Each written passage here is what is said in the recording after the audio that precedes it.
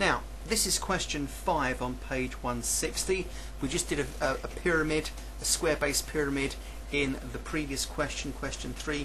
This is a triangular pyramid. It says the diagram shows a pyramid with a, it's triangular honestly, with a rectangular base of length 15 by 9. There it is at the bottom. It's not a square. It doesn't make the maths harder, it's just that it's another thing to think about. All the edges are 20 centimeters long. So going from the base to the top vertex there, Y, all these are 20s, clearly so. Work out the vertical height of the pyramid. Now this is harder than the previous question in question 3 because you're given all this information and they want just one thing. There's no lead-in question, question A, question B, question C, that takes you further and further into the problem. They've landed you with this scenario and you've got to work out the vertical height of the pyramid. Now let me do some construction here. The vertical height is from Y straight to the bottom and to the middle of that square there. That's where I judge it to be. So I've got a height I need to find perhaps. I also need to construct a triangle in order to create a situation where I can work out what I need. So I want the height Y to the bottom there. Now I can't have it directly because I need to know the length between A to the center, alright? So that I've got two things I don't know. I cannot work out the height directly, but I can, using my 15 and my 9, construct a little triangle with a 90-degree angle, of course. Use my 15 and 9 to work out this little part of the hypotenuse. Once I've got that, I can work this with the 20 and work out the vertical height Y, whatever I'm going to call it, YX or something. So let me just finish off my little triangles. Now look at it carefully. If I drop a perpendicular from the center down to the middle of the line AB, can you see, hope you can you see that I've bisected the line, so to speak, AB, and therefore this part of the length is half of 15. So I just want to label that.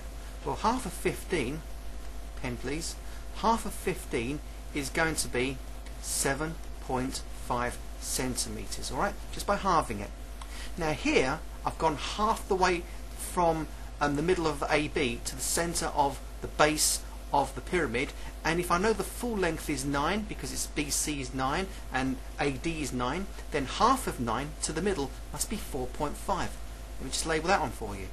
So I've got a triangle with a base of 7.5 along the bottom and 4.5 going in towards the center of the pyramid. So that's all I need to get this red bit here. Let's call it AX, so we can call it something anyway. Now AX is wonderful. It's the hypotenuse of this little flat triangle I have constructed, and it is a right angle triangle, so I can use Pythagoras on it.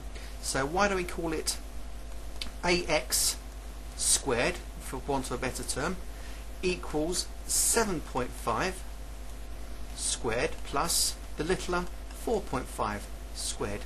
Let's just get these out at the moment. So I've got 7.5 squared. That is, again, I'm taking my time with this one. 56.25 and 4.5 squared. 20.25. Altogether, we have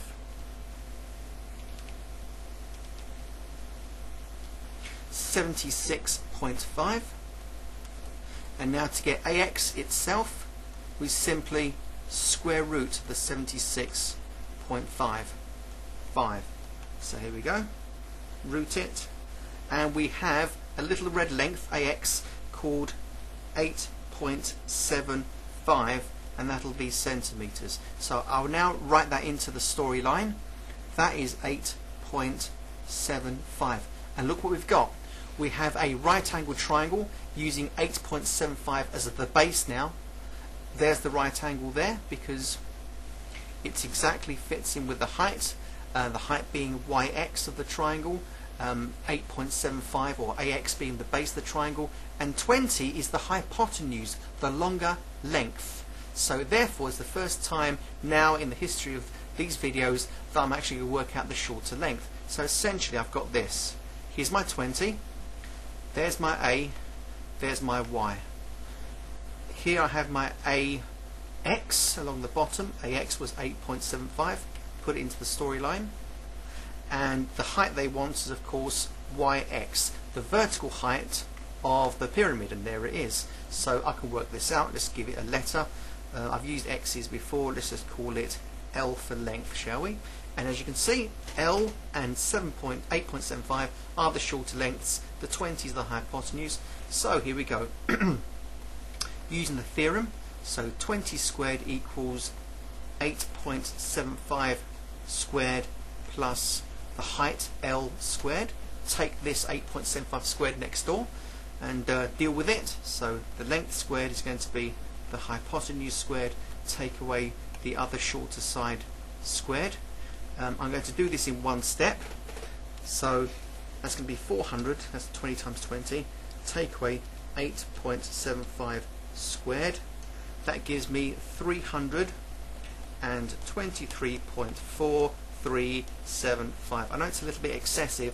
I'm not going to use it all, so I'm now going to press the square root button now. So 323 spot 4375, and just plonk my answer down there. I will round it off to one decimal place, of course. Right, that is 17.98. Look at that, 17.98. So I'm going to call that approximately 18.0 centimeters. So the height of this lovely little pyramid here is, make it fit in, 18.0 centimeters. It's quite neat, isn't it? I've got a 15, a 9, an 18 for the height, and 20 for the hypotenuses all the way around the pyramid. And that's a lovely, lovely question. I think I've got time for one more at this level, and then we'll look at the assess. There you go. This is question 7. It's got a horrible green starry thing by it, which means it's violent. Let's do it. Now, the diagram shows a skateboard ramp in a park. Alright, so we now have a story behind these triangles. I always like to consider these as blocks of cheddar cheese. You know, you buy it in the supermarket, in little blocks that look a bit like that. It's really nice. Anyway, the ramp is a triangular prism. Yeah, it's a triangle, and that it's the same all the way through that way. It has the same cross-sectional area. So yeah, it's definitely a triangular prism. Now, Jodie, we have a girl's name, uses her skateboard to travel down the slope in a straight line from B to X. Okay, so Jodie, bless her, is going from B to X, or X to B. Sorry, X to B, much better. So she's going zoom, ramping down there. No problem. Now Kev, smart guy, uses his skateboard to travel down the slope in a line parallel to XA. In other words, he's coming not necessarily on that edge, but he's coming at a line parallel. In other words, straight down, as we would say, straight down without cutting any corners. So there's Kev, and he's doing that. Essentially, Kev's distance is X to A or Y to B. So that's Kev's line. And the situation is, how much further does Jodie travel? Clearly, she's cutting across from X to B across the ramp, whereas Kev is coming straight down parallel to these lines here, YB and XA. He's not doing this, he's doing that. Alright, essentially I'm going to work out YB, and that's Kev. So let's just do Kev quickly. So this is what Kev's doing. So dot dot is his story. So here we go. YB. Kev is going to do YB squared, which is going to be 6 squared, the base, plus 2 squared, the height of the ramp. Well, 36 plus 4 is 40. We're now going to get YB by hitting the square root of 40. Alright, so that's Kev. So root 40 is 6.32. I go to 2dp in case the difference is only slight. Alright, now I'm going to do Jodie. Let's see what she's doing with herself. She's got to cut across here. Now, I've just worked out Kev's length. Kev's length here is exactly the same as the length X to A. So I'm going to use Kev's length of 6.32. Look, that's 6.32. Here I have a triangle, a right angle triangle with a base of 10 and a, if you like, a vertical height of 6.32. Let me just draw it in. So that's A to B, and that's 10 meters. The height, so to speak, because I'm just flipping this over to make it look like it's standing on end, just for the sake of teaching you how to see it clearly. And X to B will be right across here. Alright, so You're standing at x, is going straight from x to b and flying off the bottom there. Essentially, I've got to work out hypotenuse. So that's xb, isn't it? So x to b squared is the 10 squared, the small side AB, plus this side here, 6.32 squared. So I've got 100 plus, well, I know before I rooted it, it was 40. So I'm just going to write down 40 here. Why not? It's more accurate than squaring the 6.32, because 6.32 squared won't be exactly 40. Add it together, I've got 140. So xb is going to be the square root of 140. I hope. Let's just do that. So 140 root 140 is 11.83. And the question says, got to read it carefully, how much further does Jody travel? Okay, so I'm going to say, here's my answer. Final step, 11.83 meters Jody, take away 6.32 meters Kev. So Jody goes, let's do this, 6.32, gives me 5.5 roughly. Let's go for one decimal place. I've got 5.5 meters more. Meters? Yeah, 5.5 meters more. Just by going across the middle there. It's really good. Very interesting. Okay, I'm going to stop now and look at the assess. There's nothing more to do with that. It's about as complicated as it gets, I think. Yeah, easy. Have fun. See you in the assess.